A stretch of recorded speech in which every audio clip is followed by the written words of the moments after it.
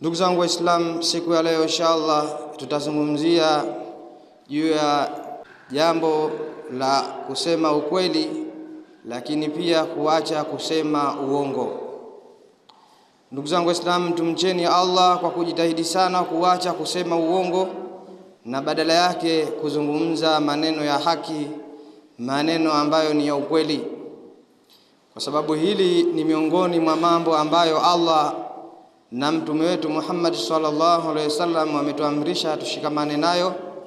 Na ndio leo kwa sababu ya jambo hili kubwa la kusema ukweli ndio tukawa Waislamu tunashuhudia ya kwamba hakuna mola anayepaswa kuabudiwa kwa haki isipokuwa ni Allah, na Muhammad ni mtume wa Allah subhanahu wa ta'ala, na Qur'ani ni kitabu cha Allah ambacho tumeletewa ili tukifuate tuweze kufuata yale mema na kuacha maasi, iwe ndio sababu ya kuingia janna na kuepukana na adhabu mbaya za siku ya kiyama, adhabu za motoni na adhabu za kaburini. Ndugu zangu Waislamu, tukiendelea tukizungumzia habari hii ya kuacha kusema uongo na kuzungumza ukweli, tuanze na aya ya Allah subhanahu wa ta'ala ambayo imetoa amri ya kututaka sisi tuzungumze ukweli na tuache kusema uongo. Allah anasema baada ya a'udhu billahi minash shaitani rajim, fajtanibu rijsan minal awthan wajtanibu qawla zur, jiepusheni na uchafu wa masanamu na pia jiepusheni na kuzungumza kauli za uongo. Wajtanibu qawla zur, na jiepusheni kauli za uongo. Hilo ni agizo la Allah subhanahu wa ta'ala ambalo ametutaka kwanza tujiepushe na kuabudia si kuwa Allah, kuabudia masanamu, lakini jengine tuache kusema uongo. Leo imekuwa ni mazoea watu kwenye machumo yao kuwa kusema uongo ni jambo la kawaida sana. Hawawezi wao kuchuma riziki za halali isipokuwa waambatanishe na uongo ndani yake, na mtu akiambatanisha na uongo basi ile riziki inabatilika, badala ya kuwa ya halali inakuwa ni riziki aidha ni ya haramu au imechanganyika ndani yake na uharamu. Ndugu zangu Waislamu, kuna mifano mingi ya watu ambao wanazungumza maneno ya uongo ambayo yanaambatana na riziki zao. Kwa mfano, baadhi ya watu wanaweza kula viapo kwamba pengine anauza dawa, akakwambia dawa hii inatibu maradhi yote. Yani kuna dawa unaambiwa inatibu maradhi yote isipokuwa maradhi ya kufa. Tena anaweza kula kiapo kwamba hii dawa inatibu maradhi yote. Sasa mtu akichukua hiyo dawa halafu hakutibika maradhi yote ambayo yeye ameambiwa, manake huyu mtu tayari ameshasema uongo. Kwa hiyo huu ni mfano tu wa baadhi ya watu wanaweza kusema kwamba dawa fulani inatibu maradhi yote, lakini mwisho wa siku mtu akinunua dawa ile, maradhi ambayo alikusudia yeye ayaondoshe yanabakia pale pale kwenye mwili wake. Kwa hiyo tujitahidini matamshi kama haya. Mtu anaweza kujiona anavutia wateja watakwenda kwa wingi, lakini ndani yake ashaharibu biashara ile, kwa sababu amewavutia wateja wakanunua bidhaa yake kwa kusema uongo. Na mwingine anaweza kusema kwamba bidhaa hii mimi nimenunua kwa bei kadhaa, pengine nimeinunua kwa 5,000 na akadiriki kula kiapo, lakini kumbe bidhaa ile ameinunua chini ya 5,000. Mtu wa namna kama hii anaweza kupata wateja wingi, wakaona kweli hii bidhaa ni bidhaa ghali sana, kwa hiyo basi mimi nitakuuzia kwa 5,500, pengine amenunua kwa shilingi 2,000 tu. Lakini kwa sababu ya kusema uongo watu watanunua bidhaa yake, na kwa namna hiyo ashaharibu biashara yake, anafanya achume machumo ya haramu. Ndugu zangu Waislamu, sampuli kama hizi ziko nyingi tu. Mtu anaweza kusema bidhaa hii ni bidhaa nzuri safi, lakini mwisho wa siku watu wakenda wakitumia bidhaa ile haifai na pengine imesha expire date, lakini huku alichukua ahadi au alichukua maneno ya uongo akawaambia watu kwamba bidhaa hii ni bidhaa bora na ni miongoni mwa bidhaa ambazo zinaenda na wakati na ni mpya kabisa, lakini kumbe ni muongo, na kwa hivyo machumo yake yatakuwa ni machumo ya haramu. Ndugu zangu Waislamu, hilo tamko la Allah ametutaka tujiepushe kuzungumza maneno ya uongo. Na sifa ya watu wema huwa hawasemi maneno ya uongo. Allah anawaeleza kwamba wa ibadur rahman, na waja wa Rahman sio wale wanaokaa wakichukua ushahidi wa uongo.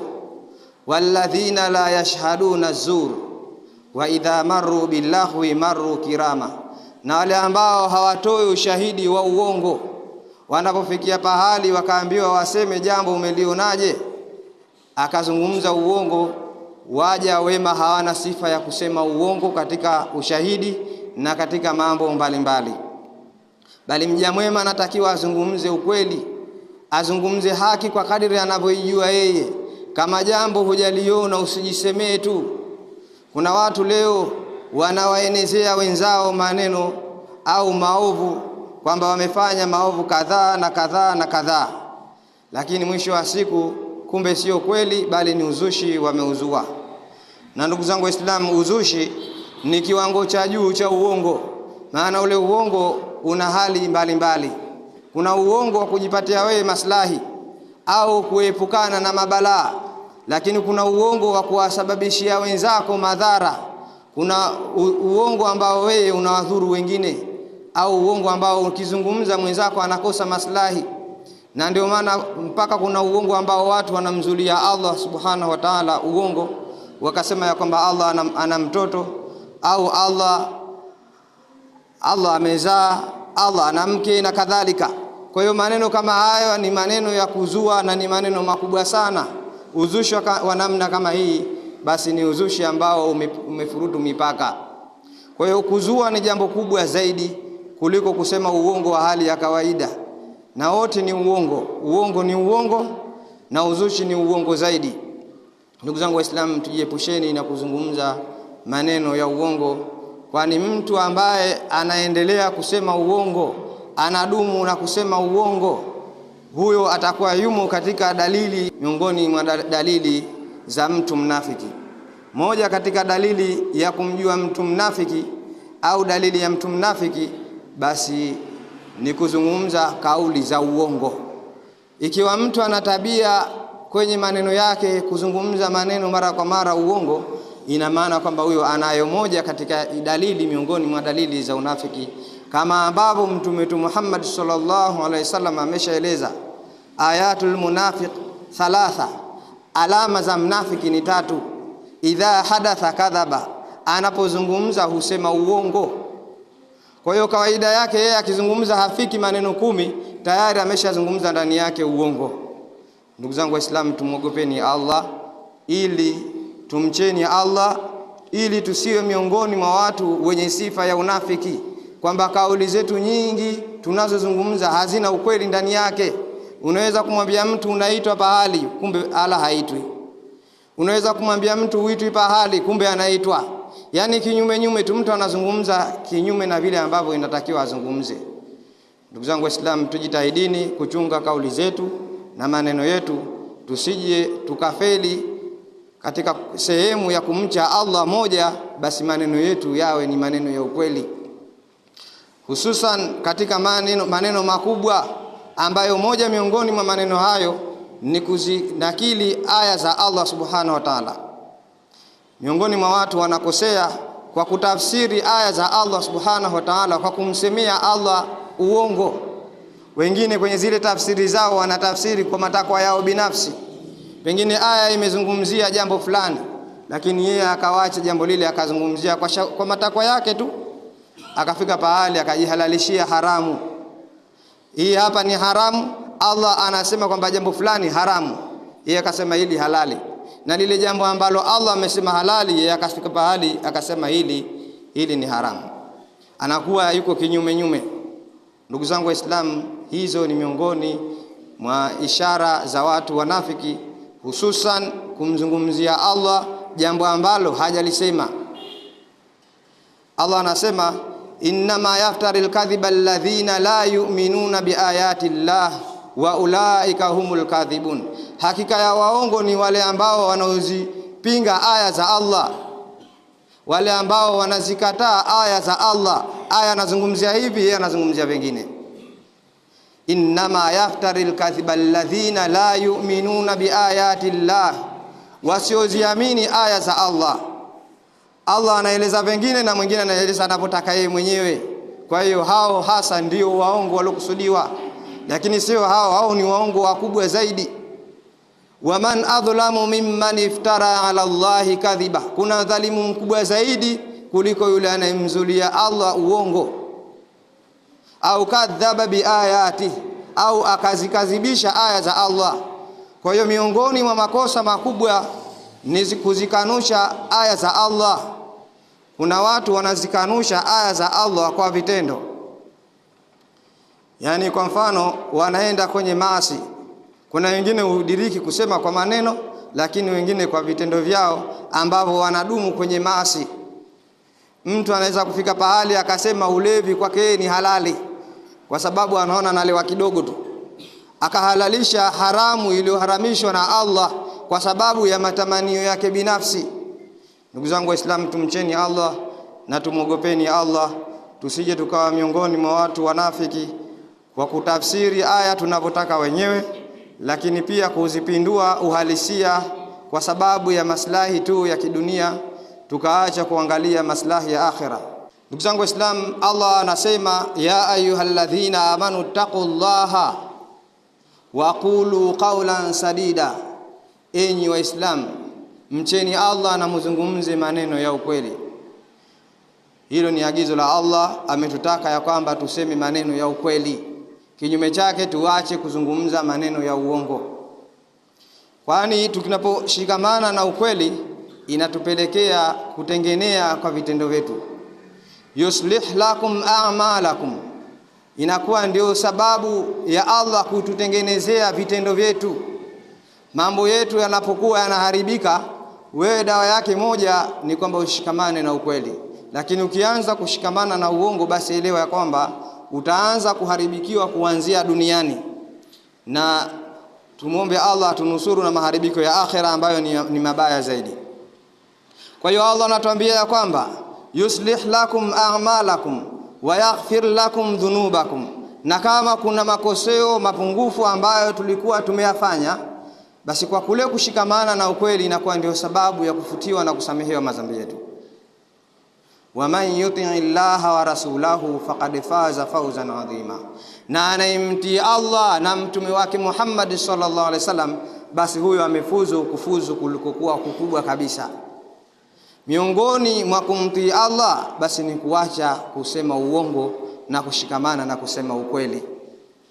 Iwe ndio sababu tunaposhikamana na ukweli na tukaacha uongo, huenda ikawa ndio sababu ya kufuzu kuliko kukubwa kuanzia duniani na akhera.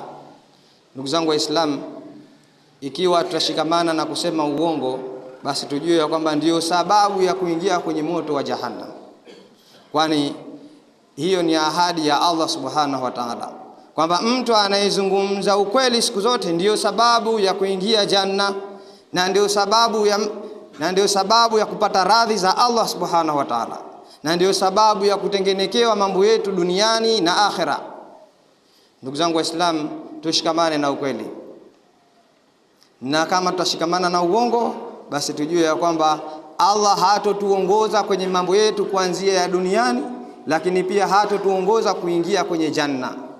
Inna Allaha la yahdi man huwa musrifun kadhab, hakika ya Allah hawaongozi watu ambao wenye kufanya mambo kwa kupindukia na wanaosema uongo. Na ndio maana mtume wetu Muhammad sallallahu alaihi wasallam akatueleza kwamba inna sidqa yahdi ila albirr, hakika ya ukweli unapelekea wema, wa innal birra yahdi ila aljanna, na kwa hakika ya ule wema ndio sababu ya kuingia kwenye janna. Na mtu ataendelea kusema ukweli mpaka aandikiwe mbele ya Allah subhanahu wa ta'ala kwamba huyu mkweli.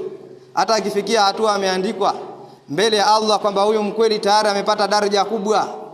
Lakini tutafikiaje huko?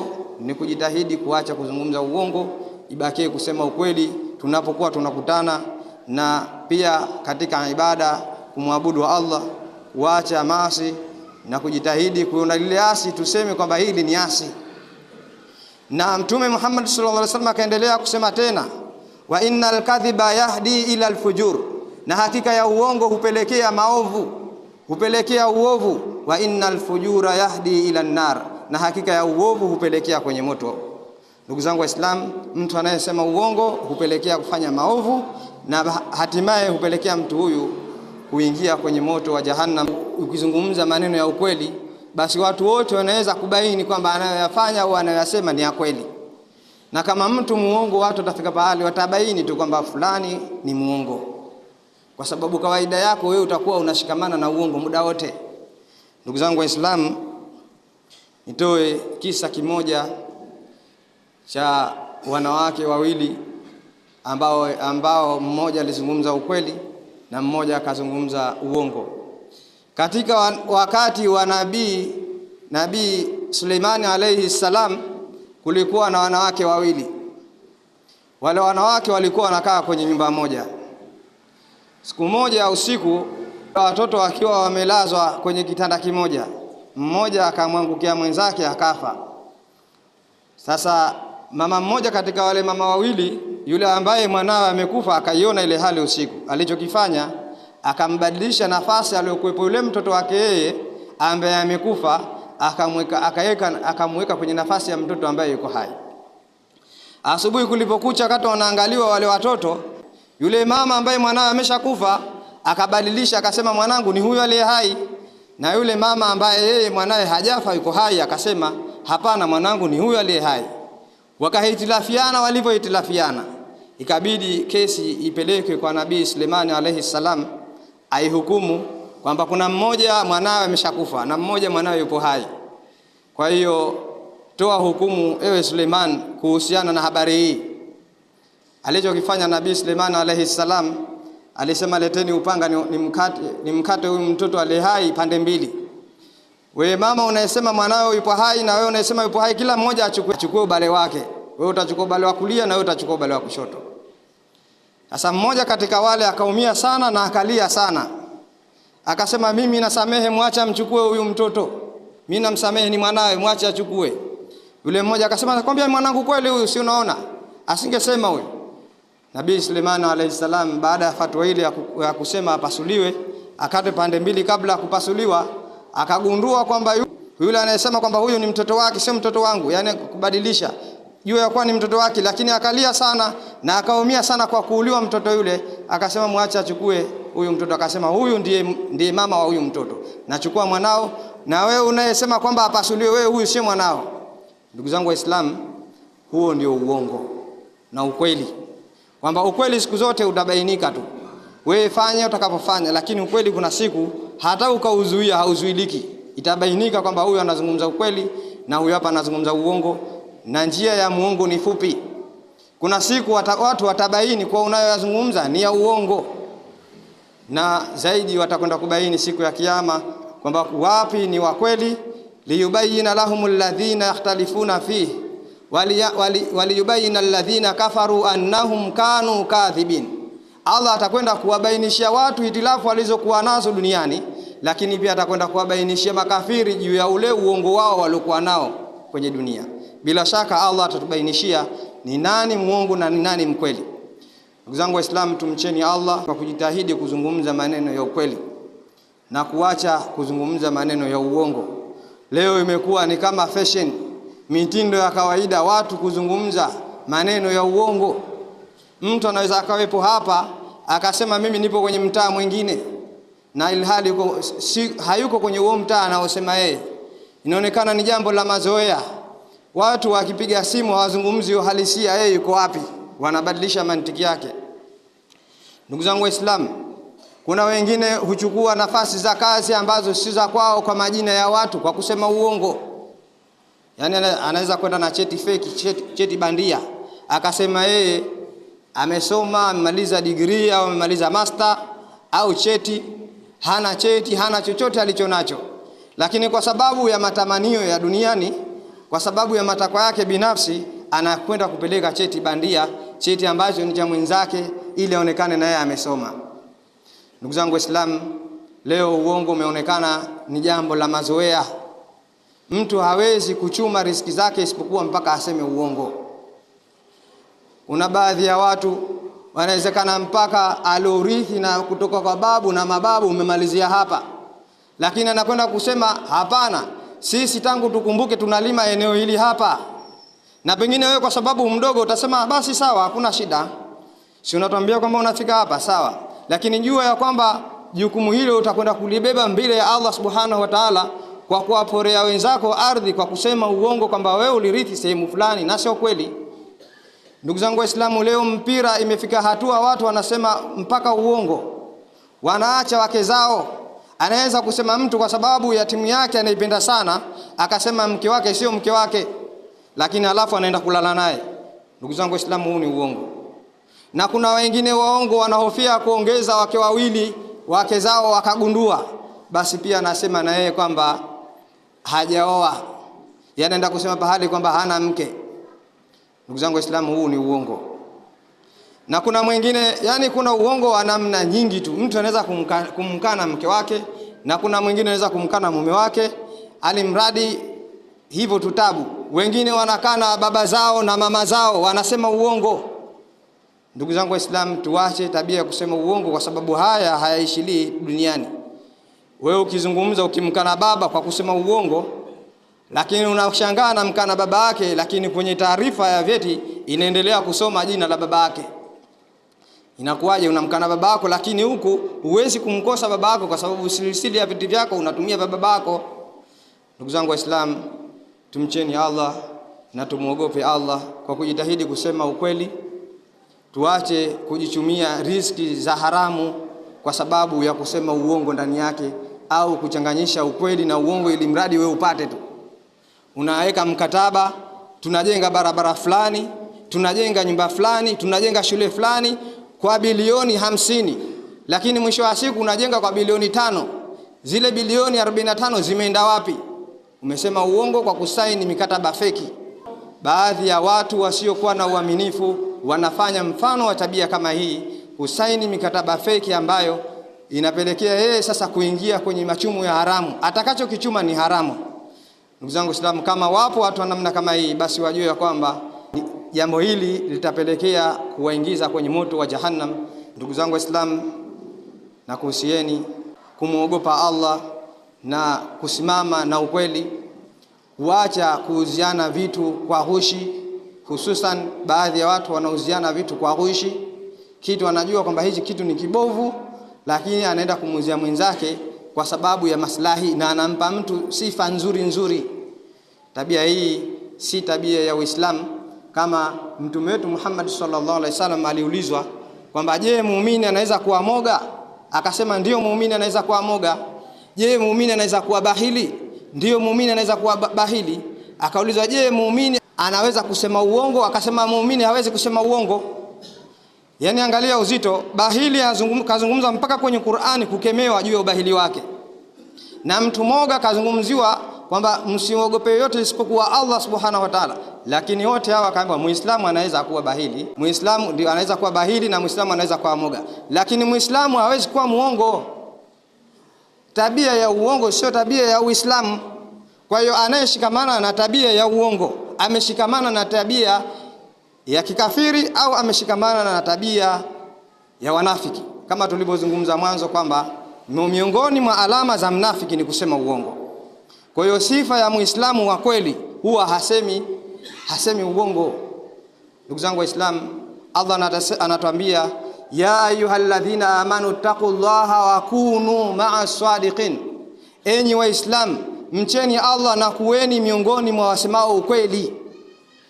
Ndugu zangu Waislamu, tumuogopeni Allah. Agizo la Allah, tunatakiwa tuwe wa kweli kwenye kalima zetu. Tuchunge sana maneno tunayozungumza. Kama tunakosea, basi tuwe na tabia ya kujirekebisha, kwamba ule uongo unapokuwa unausema uwe kwanza iwe kuna sababu wa uongo uwe uko katika haki. Na ni sehemu chache ambazo unaruhusiwa kusema uongo. Kwa mfano kusuluhisha watu ndio unaweza ukasema uongo, au kumsaidia mtu anayedhulumiwa, au kumsaidia dhalimu asidhulumu, ndio unaweza ukazungumza uongo ili kumsaidia yule dhalimu asidhulumu, au anayedhulumiwa asidhulumiwe. Lakini pia uongo ambao unaweza ukafaa ni baina ya mahaba, baina ya mke na mume wanaopendana ndani yao. Anaweza akammithilisha na jambo ambalo halimithiliki, na akampa mifano mizuri kwa ajili ya kujenga mahaba baina yao, kwa ajili ya kuondosha hitilafu baina yao.